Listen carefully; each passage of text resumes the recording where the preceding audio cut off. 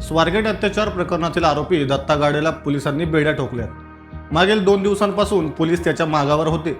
आरोपी दत्तात्रय गाडेला शिरूर तालुक्यातील गुन्हाट या गावातून अटक केल्याचं समोर आलंय।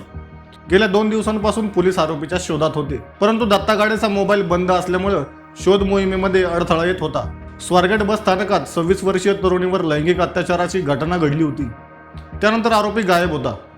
तो पळून त्याच्या गावी म्हणजेच शिरूरला गेल्याची माहिती पोलिसांना मिळाली। त्यामुळे पोलिसांनी त्याच्या गावामध्येच त्याचा शोध सुरू केला।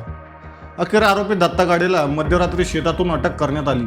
त्याला शोधण्यासाठी ड्रोन कॅमेराचा देखील वापर केला गेलाय। पोलिसांनी दत्ता गाडेचा शोध घेण्यासाठी सर्च ऑपरेशन सुरू केलं, परंतु तो तिथं सापडलाच नाही। दत्ता त्याचे नातेवाईक महेश बहिरटी यांच्या घरी रात्री 10:30 वाजेच्या सुमारास आला। त्याने नातेवाईकांकडे पाणी मागितलं। मला पश्चाताप होतोय, माझी मोठी चूक झाली, मला सरेंडर करायचंय, असा दत्ता गाडे नातेवाईकांना म्हणाला। त्यानंतर नातेवाईकांनी ही माहिती पोलिसांना दिली। पोलिसांनी डॉग स्क्वॉड तिथं आणलं, तेव्हा पोलिसांना त्याचा शर्ट सापडला। त्या आधारे डॉग स्क्वॉडने पुढील रस्ता पोलिसांना दाखवला। तो नातेवाईकांच्या घराच्या परिसरात असलेल्या एका कॅनलमध्ये झोपून होता। ग्रामस्थांनी हाच दत्ता गाडे असल्याचं स्पष्ट केलं। पोलिसांनी त्याला तात्काळ ताब्यात घेतलं आणि पुण्याकडे कूच केली।